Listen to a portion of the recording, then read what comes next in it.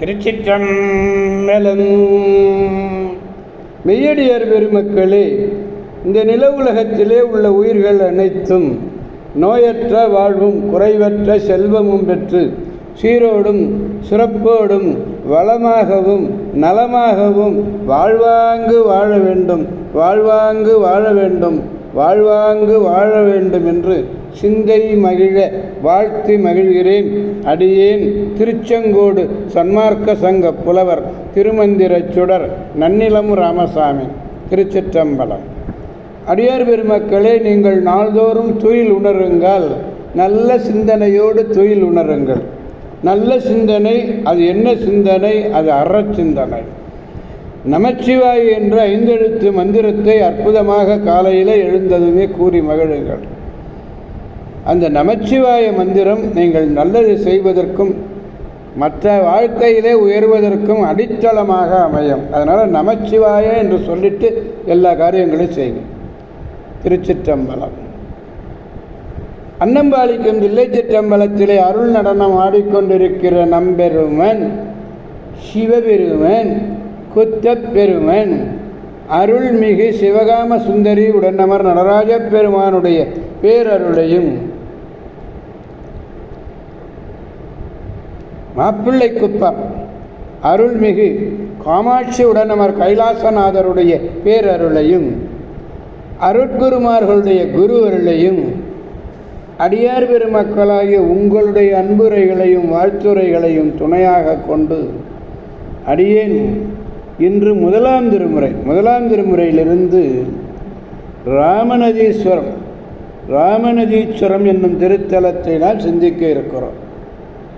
சோழ நாட்டினுடைய காவிரியினுடைய தென்கரை தலம் திருப்புகலூரிலிருந்து முடிகொண்டான் ஆற்றை கடந்ததும் திருக்கண்ணபுரம் சென்று அங்கிருந்து கிழக்கே சென்றால் இந்த ராமநதீஸ்வரம் என்னும் திருத்தலத்தை அடையலாம். ராமன் பூசித்து பேர் பெற்றதுனாலே இதுக்கு ராமநதீஸ்வரன்னு பேர். அதுதான் சுவாமியினுடைய பெயர் ராமநாதர். இறைவியினுடைய பெயர் சரிவார்குழலி. தீர்த்தம் ராமதீர்த்தம். திருச்சிற்றம்பலம். திருப்பனையூரை வணங்கினர். அப்படி வணங்கி வருகிற பொழுதே சிறபுரச் செல்வர் ராமநதீஸ்வரத்தை அடைந்தார். அங்கே செங்கொழிது என்னும் இப்பதிகத்தை பாடி மகிழ்ந்தார். இந்த 116வது பதிகம், 115வது பதிகம், முதலாம் திருமுறை 115வது பதிகம் திரு ராமநதீஸ்வரம். 4வது பாடல். சக்தியுளாதியோர் தையல்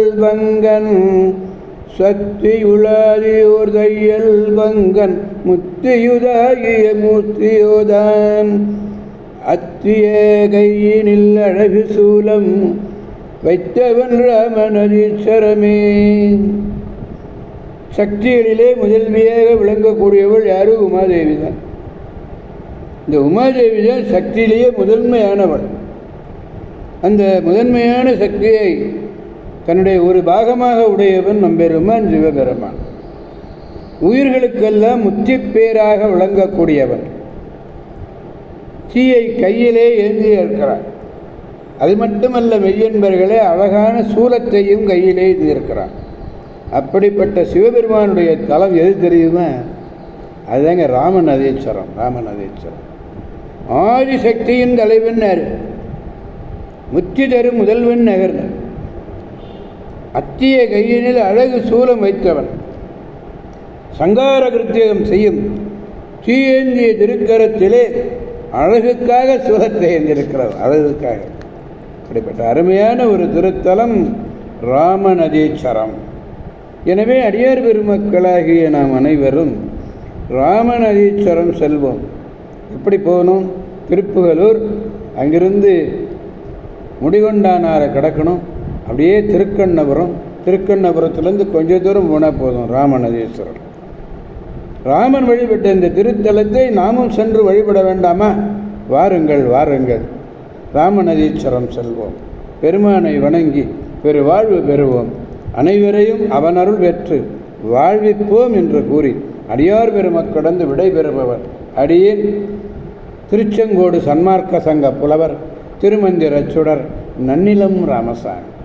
காவாய் கனகத் திரளே போற்றி, கைலை மலையானே போற்றி போற்றி. மீண்டும் நாளை சந்திப்போம் அடியார் பெருமக்களே. திருச்சிற்றம்பலம். ஓம் நமச்சிவாய.